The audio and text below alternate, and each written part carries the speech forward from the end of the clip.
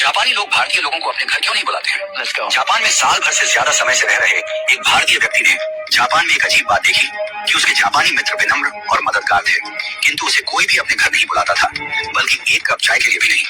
हैरान और आहत होकर आखिरकार उसने एक जापानी मित्र से पूछा कि ऐसा क्यों है। काफी देर तक चुप रहने के बाद उस दोस्त ने भारतीय व्यक्ति को जवाब दिया कि हमें भारतीय इतिहास पढ़ाया जाता है, किंतु प्रेरणा लेने के लिए नहीं, बल्कि एक चेतावनी के तौर पर।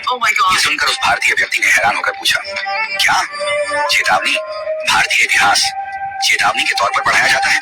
प्लीज बताओ ऐसा क्यों है। तब जापानी दोस्त ने उससे पूछा कि बताओ कितने अंग्रेजों ने भारत पर राज किया था। तब भारतीय व्यक्ति ने कहा शायद लगभग 10,000।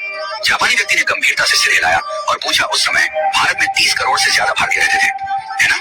तो फिर तुम्हारे लोगों पर अत्याचार किसने किया? उन्हें कोड़े मारने, यातना देने और गोली मारने के आदेशों का पालन किसने किया था? फिर उसने जोर देकर पूछा कि जब जनरल डायर ने जलियांवाला बाग में गोली चलाने का आदेश दिया तो ट्रिगर किसने दबाया था? क्या वे अंग्रेज सैनिक थे?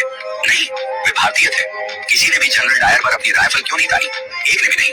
फिर उसने कहा तुम जिस गुलामी की बात करते हो ना, यही तुम्हारी असली गुलामी थी, शरीर की नहीं, आत्मा की। वह भारतीय व्यक्ति झटवत मौन और शर्मिंदा खड़ा सुनता रहा। जापानी मित्र ने आगे कहा चलो बताओ मध्य एशिया से कितने मुगल आए थे? शायद कुछ हजार, और फिर भी उन्होंने सदियों तक तुम पर राज किया। मुगलों ने अपने संख्या बल से भारत में शासन नहीं किया, बल्कि तुम्हारे अपने लोगों ने सिर झुकाकर मुगलों को सलाम किया, अपने लोगों से द्रोह किया और मुगलों की वफादारी की, या तो जिंदा रहने के लिए या फिर चांदी के सिक्कों के लिए।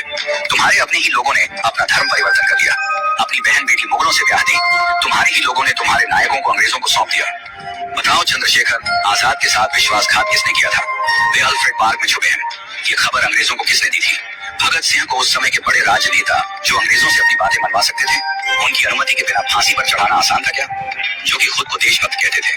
तुम भारतीयों को विदेशी दुश्मनों की जरूरत नहीं है।